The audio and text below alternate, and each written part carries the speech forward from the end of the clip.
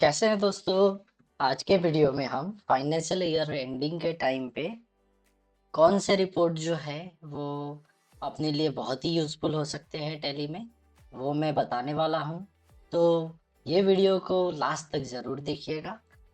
सबसे पहला रिपोर्ट जो है वो बैलेंस कंफर्मेशन लेटर है।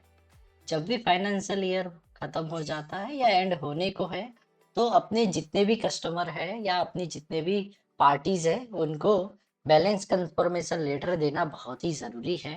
यहाँ पर क्या होता है कि कई बार अपना ईयर एंड में क्लोजिंग बैलेंस जो है वो अपने अकाउंट्स में कुछ और होता है और कस्टमर के लिए कुछ और होता है।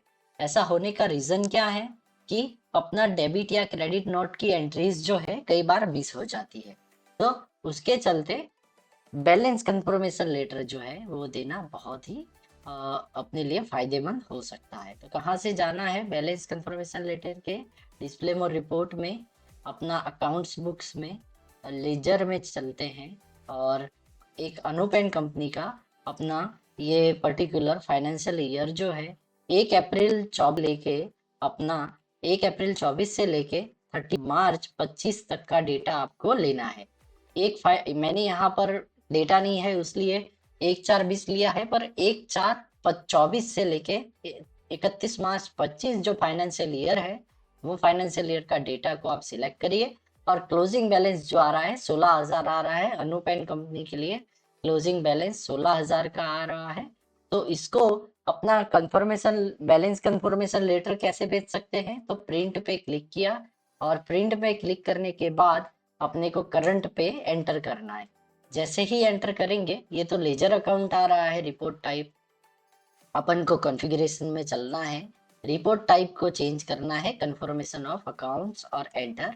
और जैसे ही कंट्रोल ए करके इसको सेव करते हैं तो बाकी के इन्फॉर्मेशन भी है, डिटेल कंडेंस रखना है, नरेशन दिखाना है कि नहीं है, मोड ऑफ पेमेंट, ये सारे जो बाकी के ऑप्शंस हैं अपने हिसाब से आप उसको अनेबल डिसेबल कर सकते हैं।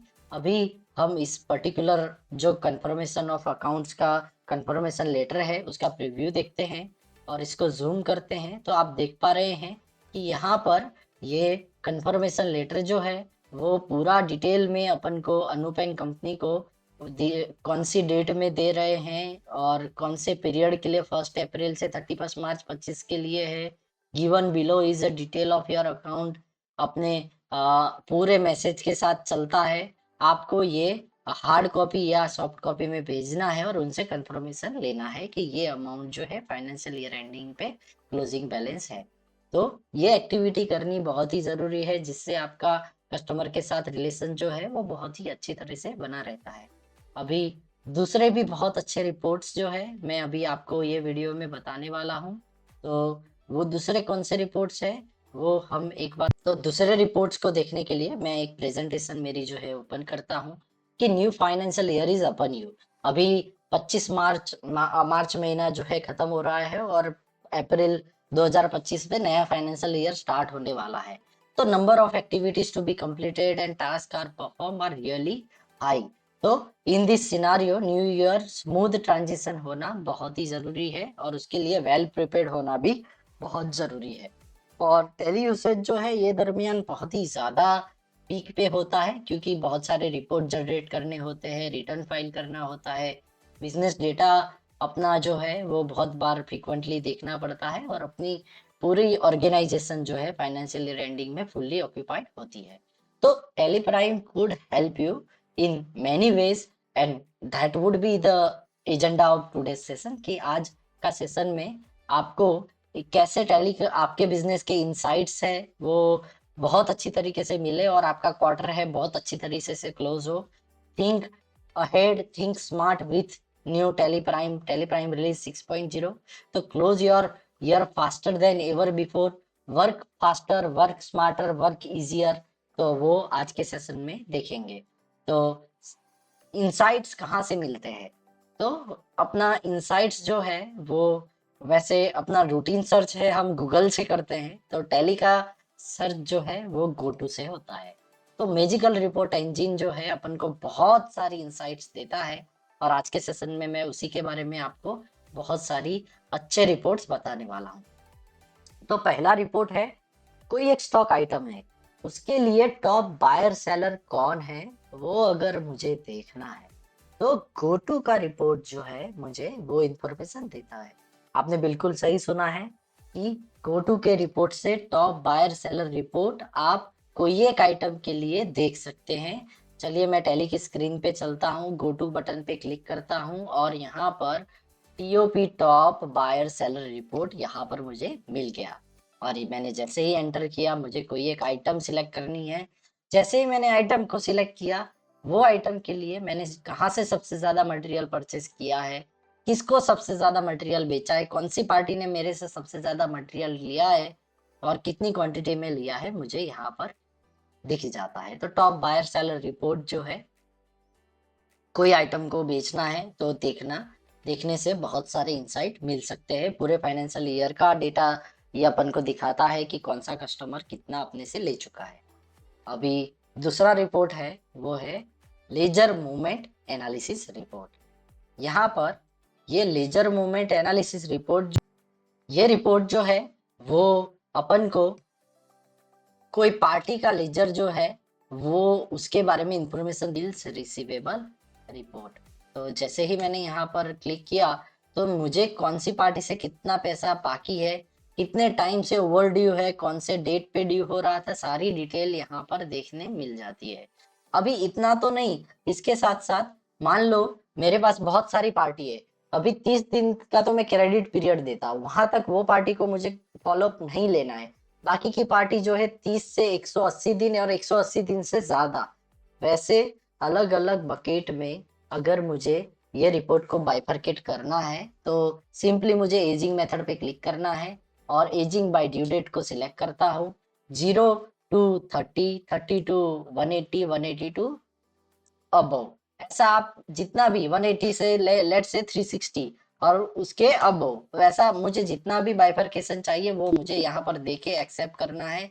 तो अलग अलग बकेट में डेटा मुझे बाइफरकेट करके देता है कि ये कस्टमर अभी क्रेडिट पीरियड में है तो उसको कॉल नहीं करना, ये कस्टमर से क्विकली फॉलोअप लेके पेमेंट ले लूँ, ये कस्टमर ने अभी ओवरड्यू बढ़ गया है, 180 to 360 डे है, ये कस्टमर तो पैसा दे ही नहीं रहा है, तो कौन से कस्टमर को कैसे ट्रीट करना है बिल रिसीवेबल रिपोर्ट से आप डिसाइड कर सकते हो और आपका आउटस्टैंडिंग है वो इजीली मैनेज कर सकते हो।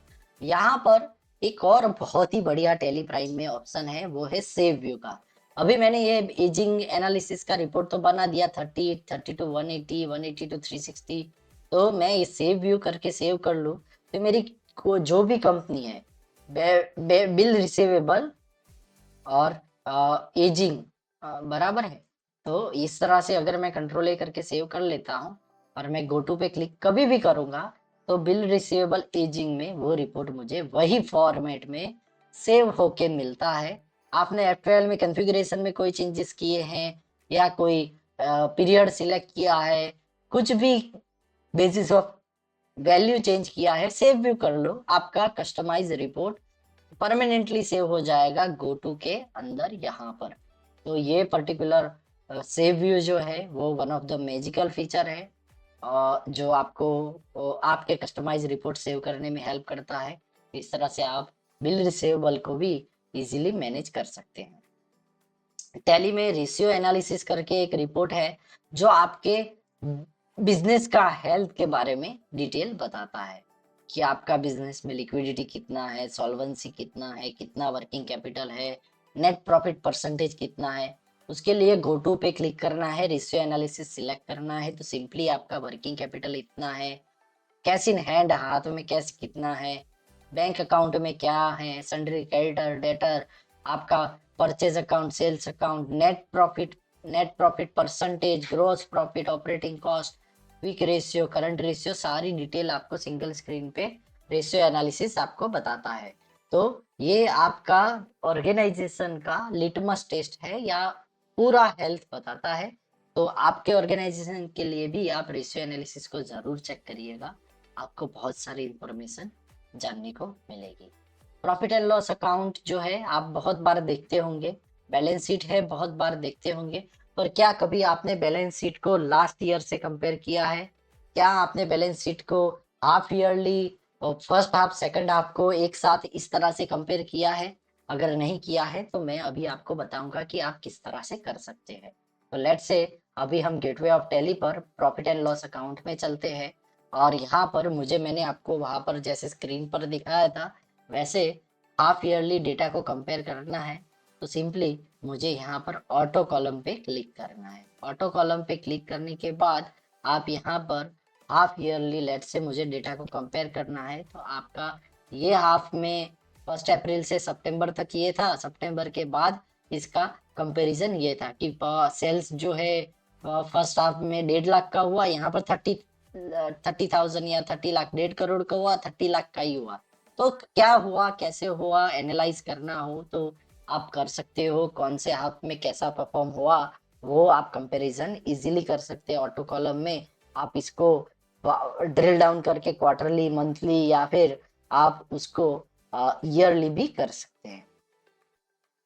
तो ये आपको बहुत अच्छे से बैलेंस शीट को भी सिमिलर वे में आप यहाँ पर वर्किंग कैपिटल को मैंने जैसे यहाँ पर इंक्लूड किया है वैसा आपको करना हो तो बेसिस ऑफ वैल्यू में जाके इंक्लूड वर्किंग कैपिटल, वैसे बाय डिफॉल्ट नो होता है, उसको यस करके आप कंट्रोल ए करके वर्किंग कैपिटल के साथ बैलेंस शीट को देख सकते हो, और उसको हम डिटेल्ड कंडेंस्ड की जगह कर देते हैं और कंट्रोल ए करेंगे तो आपका बैलेंस शीट डिटेल्ड में वर्किंग कैपिटल के साथ आप देख पाओगे। तो इस तरह से आप ये बैलेंस शीट को भी अलग नजरिए से देख सकते हैं। अभी उसके साथ साथ अगर आप देखोगे तो अगर मान लो कि आपको कैश के ट्रांजेक्शन जो 10,000 से ज्यादा वाले हैं वो चेक करने हैं, तो वो कैसे कर सकते हैं, और उसको सेव करना है तो सेव व्यू भी कर सकते हैं। तो कैसे करेंगे, तो उसके लिए सबसे पहले मैं डिस्प्ले मोर रिपोर्ट में चलता हूँ और उसके बाद स्टेट अकाउंट्स बुक्स में अपना लेजर में चलते हैं और कैश का लेजर ओपन करते हैं, और कैश के लेजर में पीरियड जो है कर लेते हैं 1 अप्रैल से 31 मार्च 25 तक का।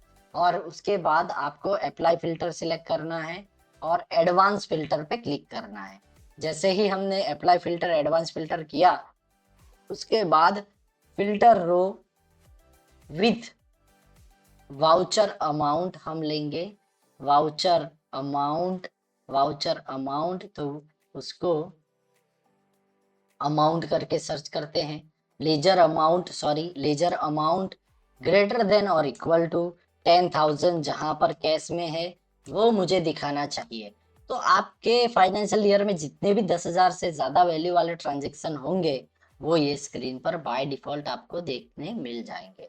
तो इस तरह से आप अपना कैश के ट्रांजेक्शन सेव व्यू से ये रिपोर्ट को सेव भी कर सकते हैं, और कैश के ट्रांजेक्शन जो सीए अकाउंटेंट पूछते हैं कि ये कैसे कहाँ पर हुआ उसका पहले से चेक करके उसको नोट डाउन कर सकते हैं। तो ये भी फिल्टर का यूज करिए, मल्टीपल फिल्टर है, एडवांस फिल्टर है टैली का, जो आपका कोई भी इंफॉर्मेशन को फाइंड आउट करने में हेल्प करता है। तो उस तरह से आप ये 10,000 से ज्यादा वैल्यू वाले ट्रांजेक्शन्स आप बाइफरकेट करके कभी भी देख सकते हैं। और नेगेटिव स्टॉक लिस्ट है, स्टॉक समरी में एक्सेप्शन रिपोर्ट में नेगेटिव स्टॉक आइटम देखने मिल जाती हैं।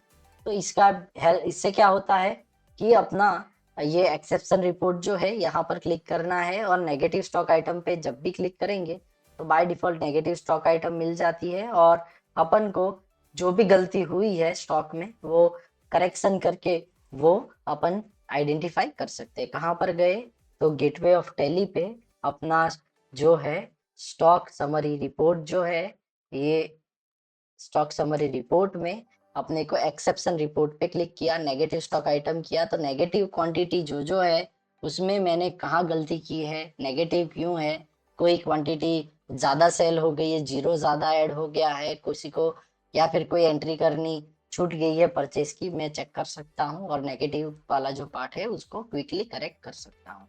एक्सेप्शन रिपोर्ट का यूज भी हम कर सकते हैं डे टू डे बेसिस में अपनी एरर को फाइंड आउट करने में।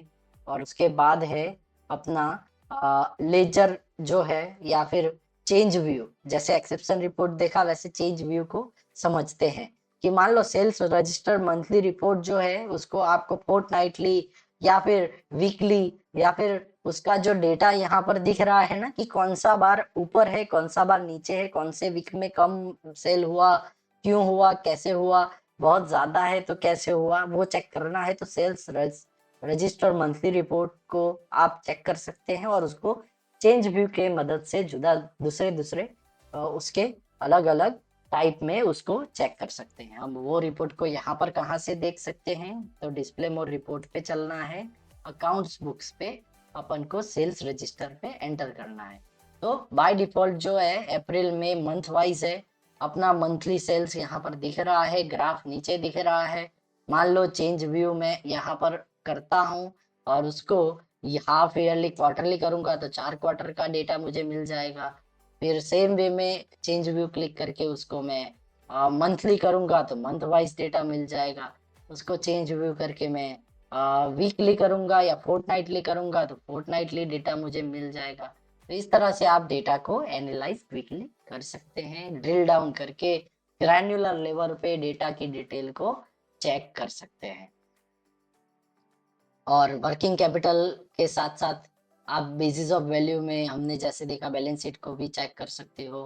तो इस तरह से आप अपना जो टैली जो है कहीं से भी चलाना हो तो टैली में एक फंक्शनलिटी आती है टैली रिपोर्ट्स ऑन ब्राउजर, जो फ्री ऑफ चार्ज में टैली देता है अगर आपका रिन्यूअल वैलिड है।